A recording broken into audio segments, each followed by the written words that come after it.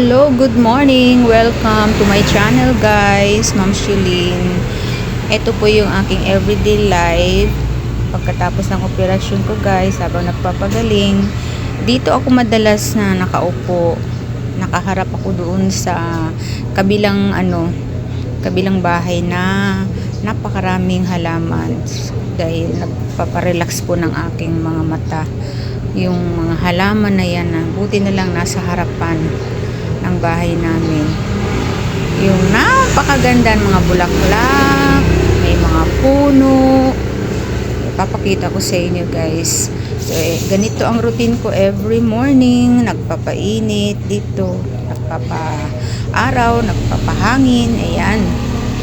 Yan yung sinasabi ko sa inyo. Yan ang lagi ko tinitignan everyday guys.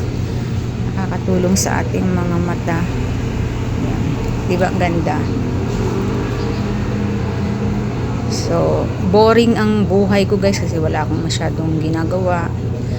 Limited yung aking mga gawain kaya dito ko na lang dinadaan habang nagpapagaling. So, yun lang guys, update ko lang. Medyo hindi pa talaga magaling guys.